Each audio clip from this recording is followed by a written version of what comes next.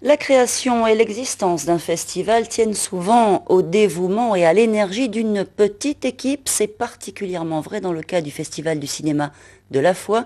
Thierry Stempfler et Christian Favnec ont suivi le président de l'association qui gère le festival et la salle de cinéma.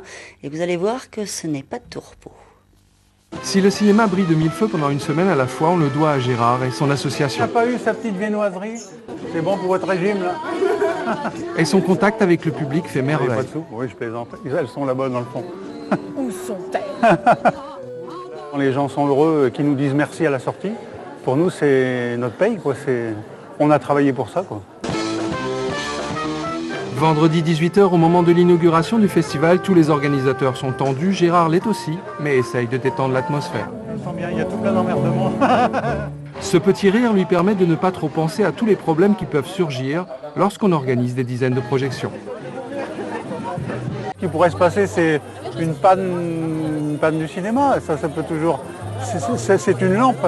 Donc la lampe peut très bien griller. Bon, il y a une lampe de dépannage, mais le temps que ça refroidisse, c'est qu'on remette autre chose. Donc il y a toujours quelque chose qui peut se passer. Aujourd'hui, Gérard, 63 ans, est apiculteur après une carrière de gendarme, de pâtissier et de chef d'entreprise. Très inventif, il propose toute une série de produits à base de miel, du vinaigre, du savon, de la lessive et même de la bière. Et la fréquentation des abeilles a eu un effet inattendu sur cet hyperactif. Quand je vais dans les rues, je suis obligé d'avoir des gestes doux, modérés, calmes. Donc ça me calme, contrairement à ce qu'on pourrait croire. Je perds du stress en faisant de l'apiculture.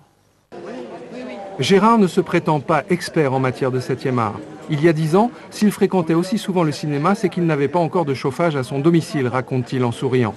Ce matin-là, devant le public, son défi tient par exemple à la bonne prononciation du nom d'un réalisateur thaïlandais. Apichatpong Wirasektapul. Tu as travaillé toute la nuit là? Oui, j'ai enregistré, j'ai mémorisé, j'ai écrit depuis 4h du matin, je suis dessus. Aux côtés de Delphine Ollier qui gère la partie artistique du festival, cette petite équipe de bénévoles contribue largement à la présence en Calédonie du cinéma d'auteur.